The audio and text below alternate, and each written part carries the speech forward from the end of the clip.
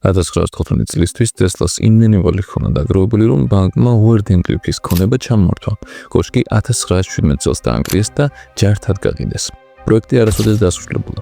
Tesla გენიოსი იყო, მაგრამ არახელსაყრელ მდგომარეობაში იმყოფებოდა. ედისონმა და მარკონიმ იცოდნენ, როგორ გაეტანათ Tesla-ს გამოგონებები ბაზარზე. იცოდნენ, როგორ გაეხადათ ტექნოლოგია ხელმისაწვდომ. და რაც თავარია, იცოდნენ თამაში, ხელს, რომელიც გაჭმევს არ ქმენ. ამიტომაც მსოფლიოს ენერგიის 84% კვლავ წიაღისეული საწვავიდან მიიღება. ბოლოს კი Tesla მარტო და გაღატაკებული გარდაიცვალა. შესაძლებელია, რომ დიდ პირამიდასაც რაღაც კატასტროფული მოვლენა შეემთხვა, რამაც მისი მუშაობაში აჩერა, მაგრამ ჯავასთან ერთად სამხრეთ შახტში გოირთმჟავას კვალიც არის აღმოჩენილი. ჩრდილოეთის შახტში კი თუთიის ქლორიდი და ამონიუმის ქლორიდი. ამ ქიმიკატებს შეუძლიათ წყალბადის წარმოქმნა ერთმანეთთან შერევის გარეშე, მაგრამ თუ ამონიუმის ქლორიდს გოგირთმჟავას შეურევ, რეაქციაზე მეც მიიღებ. ის აფეთქდება. პირამიდის სტრუქტურის გამო ასეთი აფეთქება შეიძლებოდა კონტროლირებადი ყოფილიყო, მაგრამ არსებობს ნიშნები, რომ შესაძლო უკონტროლო აფეთქებაც მოხდა. 2001 წელს დიდ გალერეაში აღმოჩნდა ჭერზე ნამწვის რამდენიმე კვარი. ზუსტად იქ, სადაც რეზონატორები უნდა ყოფილიყო. მეფის პალატაში გრანიტის კოჭებში ნაპრალები აღმოჩენილი. თავდაპირველად ეს მის ისვრას მიაწერეს, მაგრამ დაზიანება მხოლოდ იმ ადგილებშია, სადაც ძლიერ შეკუმშული და გაცხელებული წყალბადის ნაკადი მოძრაობდა. მეფის პალატის კედლები ერთ თუ იმზე მეტითაა გარეთ გაწეული. ტონობით გრანიტის ასე მოძრაობას უზარმაზარი ზნევა სჭირდება. პალატის გარეთ მდებარე დიდი საფეხური ძლიერად დაზიანებულია. უფრო აფეთქებას გავს ვიდრე მის ისვრას. ინტერიერის სხვა ნაწილებში შეიმჩნევა დამწვრობის კვალი. როდესაც სამხრეთ შახტი აღმოაჩინეს, ის დაახლოებით ერთუიმიანი სისქის მარილის ფენით იყო დაფარული. ეს მოხდებოდა მაშინ, თუ წყალბადი ადუხდებოდა და შახტაში ამოვიდოდა. მაგრამ ის თუ რამ გამოიწვია პირამიდის ელექტროსადგურის აფეთქება, ჯერჯერობით უცნობია. კრისტოფერ დანი ფიქრობს, რომ ეს რაღაც კატაკლიზმა იყო, არა მის ისვრა, არამედ შესაძლოა ასტეროიდის დაცემა. თუმცა ამ თეორიას ერთი პრობლემა აქვს. ძველი ეგვიპტელები ყველაფერს ზედმიწევნით აღწერდნენ და ამ პერიოდისთვის დარტყმის ჩანაწერები არ არსებობს. დანი მიიჩნევს, რომ ეს ათასობით წლით ადრე მოხდა. სკეპტიკოსები ტყვიან, რომ თუ ძველი ეგვიპტელები ელექტროენერგიას იღებდნენ, ამის დოკუმენტაცია ნამდვილად იქნებოდა. ნახოთ მართალია ეს თუ არა. მორწმუნეები მიუთითებენ იეროგლიფებზე, რომლებიც ნათურებს გავს, მაგრამ გულწრფელად რომ ვთქვათ, ეს გადაჭარბებულად ჟღერს. არ არსებობს მტკიცებულება, რომ ეგვიპტელები მუშაობდნენ მინასთან, ან იმ კომპონენტებთან, რომლებიც ნათურის დასამზადებლად არის საჭირო. მაშინ საინტერესოა, რატომ არსებობს ელექტროენერგიის გამოყენების მტკიცებულება ძველ ეგვიპტეში და არც ჩანაწერი იმისა, რომ დიდი პირამიდა ენერგიას აწარმოებდა. იმიტომ რომ ძველ ეგვიპტელებს ის არ აუშენებიათ. თავარ აკადემიურ წრეებში რეალურად არ მიმდინარეობს დებატი იმის შესახებ, თუ ვინ როდის, რატომ ან როგორ ააშენა დიდი პირამიდა. მიღებული ვერსიით, ის ძველმა ეგვიპტელებმა ააგეს ძველი წელთაღრიცხვით 4500 წელს, როგორც ხეობის სამარხი და ამით დასრულებულია საკითხი. მაგრამ რა მოხდება, თუ ეს ყველაფერი სიმართლე არ არის? რა მოხდება, თუ ძველმა ეგვიპტელებმა პირამიდა არ ააშენეს, არამედ იპოვეს და როცა იპოვეს, ის უკვე წლები შესაძლოა ათასობით წელიც კი უმოქმედოდ იდგა. გერჰემ ჰენკონგი ორიონის თანავარსკვლავედის თეორიის მხარდამჭერია. ამ თეორიის მიხედვით, დიდი პირამიდის კომპლექსი თითქმის იდეალურად ემთხვევა ორიონის თანავარსკვლავედის ვარსკვლავებს, მაგრამ ისინი არ ემთხვევა იმას, სადაც ორიონი დღეს არის. ისინი ემთხვევა იმას, სადაც ორიონი ცაში 13500 წლის წინ იყო. ჩვენ უკვე ვისაუბრეთ იმაზე, რომ მშენებლები ბუნიობებით იყვნენ გადაცემული. სფინქსი ზუსტად აღმოსავლეთისკენ იღურება და ზაფხულის ბუნიობის დროს ის თანავარსკვლავედი, რომელიც ზუსტად აღმოსავლეთიდან ამოდიოდა 13500 წლის წინ იყო ლომის თანავარსკვლავედი. ასტრონომიული მტკიცებულება შეიძლება დამხევა იყოს, მაგრამ არსებობს უფრო მყარი ნიშნები, რომ ეს სტრუქტურები უფრო ძველია, ვიდრე თავდაპირველად ეგონათ. კირქვის კარბონული დათარიღება შეუძლებელია, თუმცა არსებობს მინიშნებები, რომ პირამიდა და სფინქსი იქ ძალიან დიდი ხნით ადრე იდგა. ბოსტონის უნივერსიტეტის მეცნიერი რობერტ შოხი მიიჩნევს, რომ სფინქსი და გიზას კომპლექსი დაახლოებით 13500 წლისაა. ფარავნების დროიდან გიზა უკიდურესად მშრალი კლიმატის ზონაა, მაგრამ სფინქსზე ჩანს არა მხოლოდ ქარისა და ქვიშის ეროზია, არამედ ძლიერი წყლის ეროზიაც.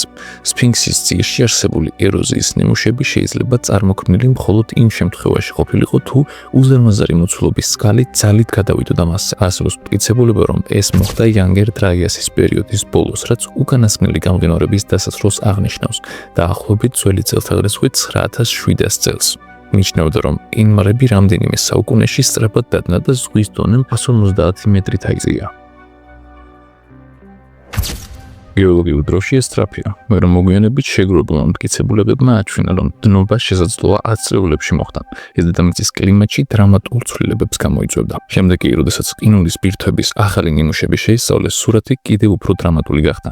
არსებობს მტკიცებულება, რომ უკანასკნელი გამყინვარება არ დასრულებულა საუკუნეებში ან ათწლეულებში, არამედ ერთ დღეში. ზოგი ამტკიცებს, რომ ასტეროიდის დარტყმამ დაასრულა გამყინვარება.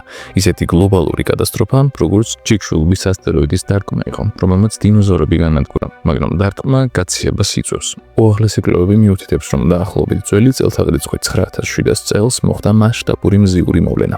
ფაქტობრივად ყველა კორონალური მასის ამოფრქვის დედა ძლიერმა პლაზმურ შტორმმა დედამიწას დაარტყა და მისი მაგნიტოსფერო ჩვენი დამცავი ფარემზის რადიაციისგან გადატვირთა. მაგნიტოსფეროს დაცვის გარეშე მთელს დედამიწაზე მასიური ელვის დარტყმები მოხდა. იმაზე მრავალჯერ უფრო ძლიერი, ვიდრე უდეს მეგვინახავს. ეს ელვა ასეულობით ან ათასეულობით უფრო მძლავრი იყო, ვიდრე ჩვეულებრივი ჭექა-ქოხელის დროს. 120 ქვეყანაში არსებობს მტკიცებულება, რომ ამ მოვლენის დროს ქანები დაბნა და მინად იქცა. ამას კი ვიტრიფიკაცია ეწოდება. ვიტრიფიკაცია მთვარის ქვებშიც გვხდება. დადასტურებულია, რომ ამ პერიოდში დიდი ძუძუმწოვრები, როგორც საბრძოლო კბილა ვეფხვები და თმიანი მამონტები იყვნენ. განადგურდნენ. ისინი ნელა არ გადაშენებულა. კისერად გადაშენდნენ. ამ მოვლენისას 4 დღეში დედამიწა სასიკვდილო რადიაციით იყო დაფარული. გადარჩა მხოლოდ ის ცხოველები, რომლებიც მიწის ქვეშ იმალებოდნენ. ადამიანთა უმეტესობაც დაიღუპა. გადარჩა მხოლოდ ისინი, ვინც მღვიმეებთან ახლოს ცხოვრობდა და თავშესაფარი ჰქონდა. თუ მყინვარები, რომლებიც დედამიწის ზედაპირის 30%-ს ფარავდა, ერთ-ორ დღეში დადნა, წარმოიდგინეთ, რა სიჩქარით, მოცულობითა და წნევით გადმოიქცეოდა წყალი დედამიწის ზედაპირზე. ეს წყალი ქვის ნაგებობებზე, როგორც სფინქსი და პირამიდებია, ძლიერ ზეწოლას მოახდენდა. ამავე დროს, პლაზმით, ევბითა და რადიაციით სავსეცა სერიოზულად დააზიანებდა დიდ პირამიდას. თუ ის მართლაც მერყევ ქიმიურ რეაქციას იყენებდა ენერგიის შესაქმნელად. ყველა კულტურას აქვს წარღვნის მითი, რომელიც ცივილიზაციის გადატვირთვას აღწერს. ეს ისტორიები თითქოს იანგერ დრაისის ბოლოს კატაკლიზმზე მიუთითებს. დაკარგული კონტინენტები, როგორც ატლანტიდა, თებიც ამავე ქრონოლოგიაში ჩდება. მე არ ვამტკიცებ, რომ ეს ყველაფერი ასე მოხდა.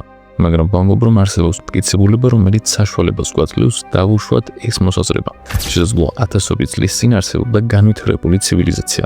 ამ ცივილიზაციას ჰქონდა ტექნოლოგია, უსასრულო სუფთა ენერგიის შესაქმნელად. შემდეგ მყინვარები დადგნა. დიდი წავლა მოხდა. მზის პლაზმამ და რადიაციამ პლანეტაზე სიცოცხლის დიდი ნაწილი გაანადგურა. ცივილიზაციაც კი გაქრა. ათასობით წლის შემდეგ, როცა დიდი ეგვიპტური კულტურა ყალიბდებოდა, მათ შესაძლოა პირამიდები აღმოაჩინეს და გამოიყენეს არა ენერგიისთვის, არამედ ცერემონიული ან რელიგიური მიზნებისთვის. მათ შეცვალეს სფინქსი, წაშალეს თავდაპირველი დიზაინი და საკუთარი დაამატეს. და ვიცით, რომ ისინი ასე იქცეოდნენ.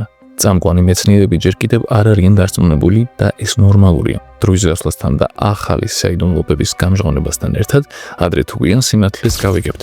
და ეჭვი მაქვს გავიგებთ, რომ პირამიდა ელექტროსადგურის თეორია თავიდანვე სწორი იყო. ვინც პირამიდები ააგო, შექმნა ენერგია, რომელიც დედამიწას ავნებდა, არამედ მასთან ჰარმონიაში რეზონირდებოდა. ეჭვიანმა ადამიანმა შეიძლება იკითხოს, თუ ეს თეორია 50 წელი არსებობს, რატომ არ უცდია ვინმეს მისი გამეორება, თუნდაც მცირე მასშტაბზე. უსასრულო სუფთა ენერგია ყველასთვის ჟღერს როგორც გზა, რომ კაცობრიობამ დიდი ნაბიჯი გადადგას წინ. წარმოიდგინეთ, რა ტექნოლოგიური წინსვლა იქნებოდა შესაძლებელი ელექტროენერგია უფასო რომ ყოფილიყო, მაგრამ შესაძლოა ის, რაც ახლა ხდება, იგივეა, რაც ტესლას დროს მოხდა. მის დროს არავინ იყო დაინტერესებული ტექნოლოგიით, რომელიც ენერგიას ყველასთვის უფასოს ხდიდა. ჯეიპი მორგანის, ვანდერბილტების და როკფელერების იმპერიები განადგურდებოდა. კარნეგები, დიუპონები და მელონები დიდ ძალას ნახავდნენ. ეს ოჯახები აკონტროლებდნენ ენერგიის წარმოებას და განაწილებას ამერიკაში. მათი კომპანიები ამერიკული ინდუსტრიის საყრდენი იყო. ისინი ამერიკული სამეფო ოჯახები იყვნენ. თუ ტესლა თავისი ხედვის განხორციელება შეძლებდა, არა მხოლოდ ამ ოჯახებს სიმდიდრეს შეიმცირებდა, არამედ ამერიკის პოზიციაც როგორც ახალი ინდუსტრიული ზესახელმწიფო განადგურდებოდა. ტესლა ამბობდა, რომ სურდა ელექტროენერგია მიეტანა მსოფლიოს შორეულ ნაკლებად განვითარებულ რეგიონებში, რათა ქვეყნებს შორის კავშირი გაეძლიერებინა. ამერიკა და კორპორაციები, რომლებიც მას აკონტროლებდნენ, თავიანთ უპირატესობას არ დათმობდნენ და ამას არც დღეს არავინ არ იზევს.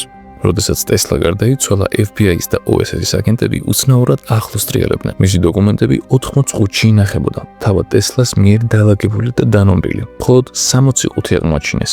მოგვიანებით ძველმა მეცნიერმა განაცხადა, რომ ტესლას გამოგონება ვერ ემუშავებდა, თუმცა იგივე თქვეს მისი ბევრი სხვა გამოგონების შესახებაც.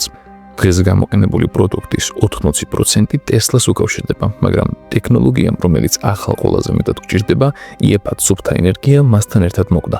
ამის ნაცვლად მსოფლიო ქვანახშირსა და ნავთობს გაჰყვა. და ქვეყნები დღემდე ომობენ ამ შეზღუდული რესურსების გასაკონტროლებლად.